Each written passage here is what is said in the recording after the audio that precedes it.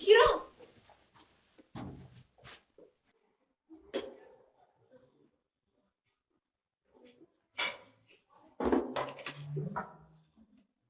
እኔ የምለው ቆይ ለምንድን ነው ስልክ የማታነሳው?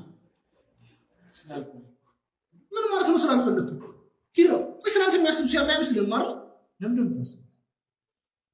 ሰላም ጤና ይስጥልኝ ውድና የተከበራችሁ የቻናሌ ቤተሰቦች እንደምን አላችሁ? ባላችሁበት ሰላማችሁ ይብዛልኝ። ለዚህ ቻናል አዲስ ይሆናችሁ ቻናሉን ሰብስክራይብ በማድረግ የደውል ምልክቱን በማጥቆር ቤተሰብ ይሁኑ።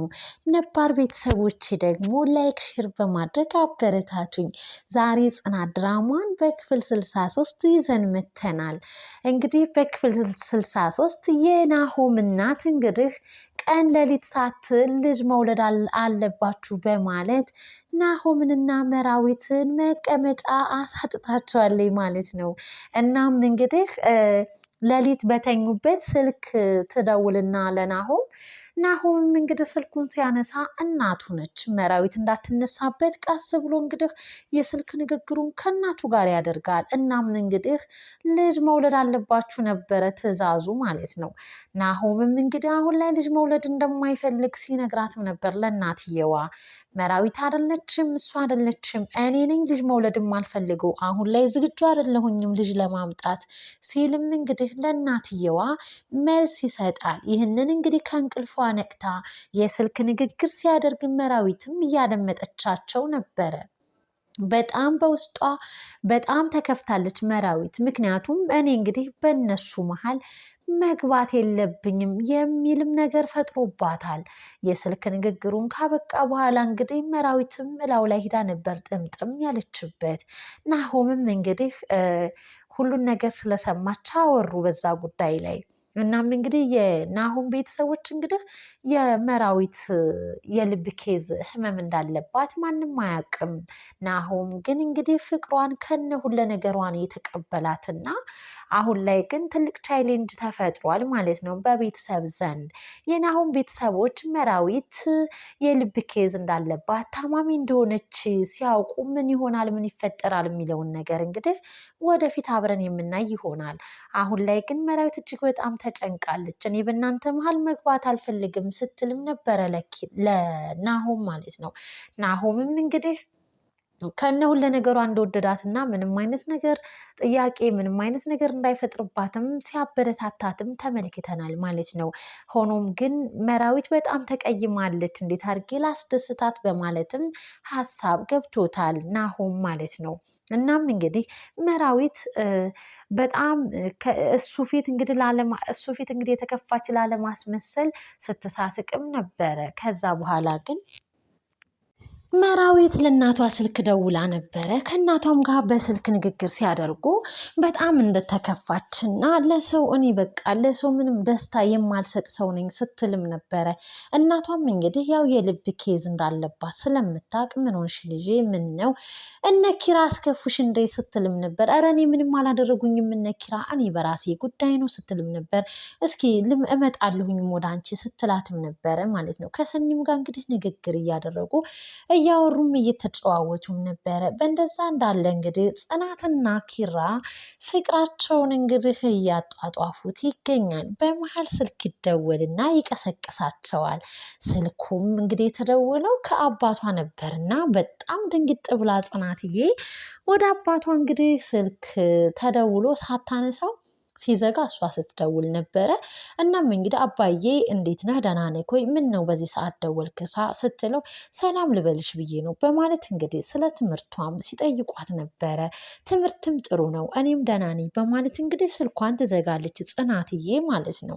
በዛ መሀል እንግዲህ አባዬ እኮ በቃ ስደሰትም ስከፋም ብቻ የሆነ ነገር ሲሆን ያውቃልና እየደወለ ይጠይቀኛል ስትልም ነበር። ኪራም እንግዲህ አባትሽ አይደሉ ለዛ ነዋ ሲልም ነበር። እናም እንግዲህ ጽናትና ኪራ ያው ጥሩ የሆነ የፍቅር ላይፍ እያሳለፉም ነበረ ማለት ነው። ነገር ግን እንግዲህ ኪራ እናቱም ጋር ስልክ ያወራል ማለት ነው። እንግዲህ የኪራ እናት ስልክ ደውላ እያወራችሁ ነበር። እንዴት ነው አባትክ እጁን ተሻለው እንዴ ብላም ስትጠይቀው ነበረ። እናም እንግዲህ ኪራም አዎ ተሽሎታል እማዬ፣ ትንሽ ነበር የሚያደረገው ድኗል ሲላትም ነበር። ለምንድን ነው ያልነገራችሁኝ በማለት እንግዲህ ስትናደድበትም ነበረ። እኔም እንግዲህ በህመሜ ላይ ስትልም ነበር። ከዛን ቀበሊልና እሷ እንግዲህ የኪራ እናት እንግዲህ ምንም ሳታስበው የህመሟን እንግዲህ ለልጇ ተናግራለች ማለት ነው። ኪራም ቀበሊልና እንዴ እማዬ አሞሽ ነበር እንዴ ብሎም ሲጠይቃት ሀሳቧን ትቀይርና አይ ሀያት ናቸው የታመሙት ስትልም ነበረ። እና እንዴት ናት ሀያቴ አሁን ላይ ሳልተሻላትም እንዴ ብሎም እንግዲህ ሲጠይቃት ነበረ። በእንደዛ እንዳለ ስልክ ንግግሩን ይጨርስና አይ እማዬ አሁንማ ከቆየ ሆነ በትኩሱ ቢሆንማ እንድልትሆኝ ነበር እያለ በእናትና በአባቱ ፍቅር እጅጉን በጣም ይማረካል ኪራ ማለት ነው። በእንደዛ እንዳለ እንግዲህ ከጽናትዬ ጋር ያው ጥሩ ላይፍ እያሳለፉ ነው የሰነባበቱት ማለት ነው። ነገር ግን ኪራ አንድ የሚከነክነው ጥያቄ አለ። እሱም ምንድን ነው? የተደበቀ ሚስጥር እንዳለ ያውቃል። ነገር ግን በጽናት በኩል ቢያይ ቢጠብቅም ሊነገረው አልቻለም። በሌላ በኩል ሰኒን ይይዝና ይጠይቃታል። ምንድን ነው የምታውቂው ሚስጥር ስለ ጽናት የደበቀችኝን ሚስጥር ንገሪኝ ብሎም ሲጠይቃት ነበረ። ሰኒም አይኔን ግንባር ያድርገው ምንም አይነት ነገር የለም በማለት እንግዲህ እናንተ ዝም ብላችሁ ፍቅራችሁን አበረታቱ፣ ጽናትን እንዳታስከፋት በማለት እንግዲህ ሰኒም ስትነግረው ነበር። ነገር ግን ፍቅረኛዬ የልቤ ፍቅር ያልነገረችኝን አንቺ ትነግርኛለሽ ብዬ ማሰቤ ለራሱ በማለት ተናዶ ብድግልና ከሰናይት አጠገብም ይሄዳል ማለት ነው። ሴቶቹ ተሰበሰቡና ሰኒም ጽናትም መራዊትም ሆነው አንድ ላይ ሲያወሩ ነበረ። ኪራ አሁን እኔን አግኝቶ ነበረ። እናም እንግዲህ ስለተደበቀው ሚስጥር ንገሪኝ፣ ምንድነው ጽናት የደበቀች በማለት ሲጠይቀኝ ነበረ። ከዚህ በኋላ ግን ኪራ ማወቅ አለበት በማለትም እንግዲህ መነገር አለበት በማለትም እንግዲህ ሶስቱም ሴቶች ይመካከራሉ ማለት ነው። እናም እንግዲህ በጣም ያው ለኪራ ለመንገር ከባድ ነገር ሆኖባቸዋል። ነገር ግን ጽናት እኔ ከዚህ በኋላ ፍቅሬ እንዲበላሽብኝ አልፈልግም ብላም ወስናለች ማለት ነው። እናም እንግዲህ ኪራ በሌላ በኩል ስልክ ከሀሴት ጋር ሀሴት ተከስታለች።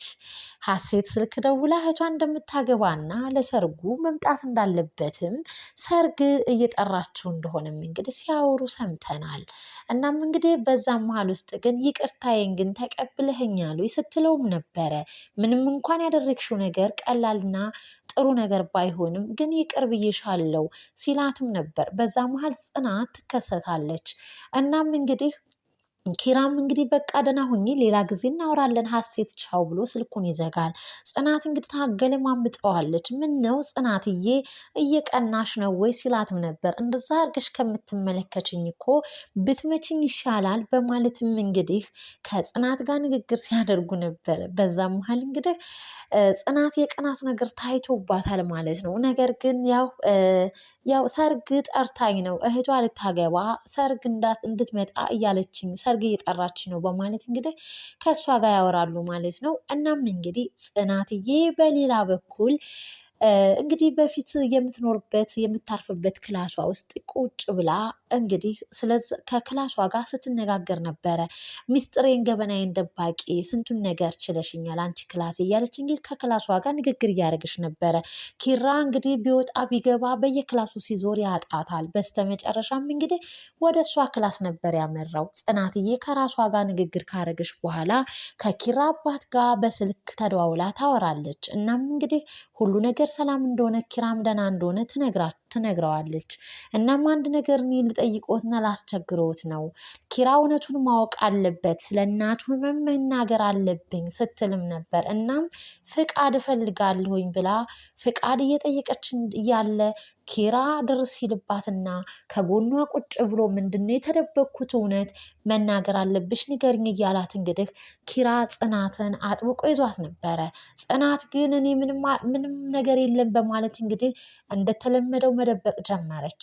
ኪራም በጣም ተናደደባት። እኔ እኮ ፍቅረኛሽ ነኝ፣ ለምንድን ነው የምትደብቅኝ? እንዴት እኔ ሚስጥር ትደብቅኛለሽ? በማለት ከማንስ ጋር ነው በስልክ ስታወሪ የነበረው እያላት ጽናት ግን እንደተለመደው ምንም አይነት ነገር መናገር አልፈለገችም እና ነገራቶቹን ለማለባበስ ሞከረች። ኪራን በጣም ተናዶ ጥሏት ይወጣል ከክላስ። ኪራዬ እያለች እንግዲህ እሷ ከኋላ ብትከተልም ምንም ሊሰማትና ሊመለከታት አልቻለም። ብን ብሎ እንግዲህ ወደ ካፌ ነበር የሄደው። የተለመደው ናሆም ተከትሎት ነበረ።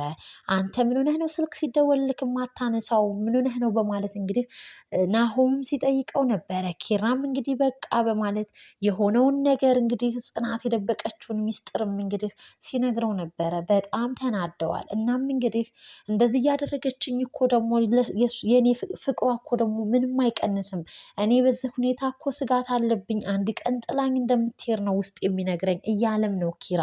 በዛ መሀል ነገራቶቹን እንግዲህ ናሆም ያበራርደውና ወደ ቤቱ ይሸኘዋል። እሱም ወደ ቤቱ ሄደ። ናሆምም ቤት ከደረሰ በኋላ ግን መራዊትን አፋጦ የያዛት። ምንድነው ጽናት የደበቀችው ሚስጥር? ልትነግሪኝ ይገባል፣ ምሩ ንገሪኝ በማለት አፈጠጠባት። መራዊትም እኔ ጽናት ኪራ ግን አያሳዝንሽም እንዴ በማለት እንግዲህ ለመራዊት ናሆም ሲጠይቃት ነበረ። ኩርትም ብሎ ብርዱ ውርጩ እየተፈራረቀበት በጣም ተናዶ ካፌ እኮ ነው አገኘሁ እንዴ ብላም ጠይቀው ነበረ። በኪራ መጥፋት ያው ጽናት ነግራቸው ስለነበረ እናም እንግዲህ ብርዱም ውርጩም እንግዲህ እየተጫወተበት ኩርትም ብሎ አያሳዝንሽም እንዴ ኪራ ብሎ ሲጠይቃት ነበረ። መራዊት ግን መልሷ ምን ነበረ? ከእናቱ ህመም አይበልጥም በማለትም ስትለው ነበር። ከዛ ናሆም እንዴ እህቴ ታማለች እንዴ በማለትም ሲጠይቃት ነበረ። ጽናት የደበቀቻችሁ ሚስጥር እቴት የካንሰር ታማሚ ነች በማለት እንግዲህ ስትነግረው እኔ ይህንን አምኜ መቀበል አልችልም በማለት ናሆምም ምላሽ ሲሰጥ ነበር። በቃ ጽናት የደበቀችው እውነታ ይሄን ይመስላል፣ ለራሱ ለኪራ ብላ ነው በማለት እንግዲህ መራዊት የተደበቀውን ሚስጥር ለናሆም አሳወቀችው። ናሆም በጣም ደነገጠ። መራዊትም እንግዲህ በጣም ተናዳም ነበርና እሱን ከነገረችው በኋላ የተቀመጠበት ሶፋ ላይ ትታው ወደ ውስጥ ትገባለች ማለት ነው። እናም እንግዲህ የዛሬ የጽናት ድራማ የክፍል 63 በዚህ ተጠናቋል። ቀጣይስ ምን ይፈጠራል፣ ምን ይሆናል የሚለውን ነገር ደግሞ በቀጣይ ቪዲዮ ይዘንላችሁ የምንመጣ ይሆናል ማለት ነው። ለነበረን ጊዜ ለነበረን ቆይታ እጅግ በጣም አድርገን እናመሰግናለን። ለዚህ ቻናል እንግዲህ አዲስ ሆናችሁ ሰብስክራይብ ማድረጋችሁን አትርሱ ማለት ነው። በቀጣይ እስክንገናኝ ባይ ባይ፣ ቸር ሰንብቱ።